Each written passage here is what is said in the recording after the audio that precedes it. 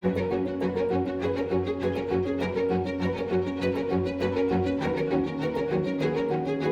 has never been a moment in human history that has seen anything like the modern phenomena of interfaith relations. It was Muslims in the Middle East, Christians in the West, Hindus in India, Buddhists in Myanmar. Now every religion is every place. And the problem that we have in this recalibrated world is we no longer know how to relate to one another.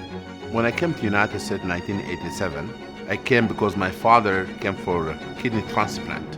3 doctors were taking care of him, a Jewish doctor, a Muslim doctor, and a Christian. And I thought about it, that the 3 doctors cared really about my father. Some of them cried actually when he passed away. And I thought if 3 doctors can work together to heal a man, 3 religions, Judaism, Islam, and Christianity, can work together to heal the world. That's what was my interfaith experience in action. And so I became friends with this imam, and we came up with the idea to do an event between our church and the mosque. And we said, you and I disagree, but one thing we can agree on, God's happy tonight. Because we're building a bridge that's never been built in Dallas-Fort Worth. So we get together for 2.5 days. Our goal is to get at least 10 pastors, 10 imams, 10 rabbis. And then they break off and they talk about why they are the religion they are, how they became a religious cleric, what is their dream for their life. We ask them to share the most powerful spiritual experience they ever had.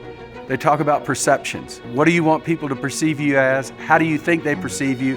You mean you think I'm this, you think I'm that? When we get through with that, we do something really fun. Questions I've always wanted to ask, but I've been afraid to. That's a lot of fun. We get crazy questions. You have homework. First thing is you go to one another's home for a meal. You're just humanizing one another. There's a concept of breaking bread together, and there's a concept of the Abrahamic tent, where he invited people into his tent to eat with him. When I invite you to my space, I develop a level of trust. As we get to know each other by being in the space of one another, then we develop love, respect to one another. That's the whole idea. The second thing that you do a mixer between the church, the mosque, the synagogue. You can go to a park or visit one another's place of worship. Third, we do a community project together. That causes you to build that relationship long term. So the fourth thing is we stand up for each other in a crisis.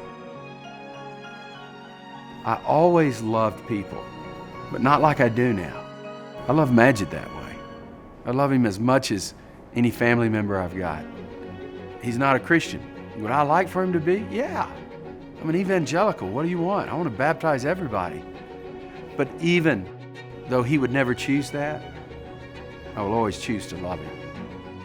There's a verse in the Holy Quran where God Almighty says, we call upon human beings to work together for what is good and not to join one another together in committing aggressions and putting other people down. Together, we can be a powerful voice, moral voice in a society. Together, we can model the very kind of society and the very kind of world that we're trying to build. The role of religion is to provide a platform to people that to connect with God and to connect with one another.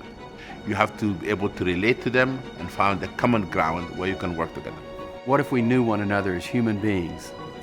That's what changes everything.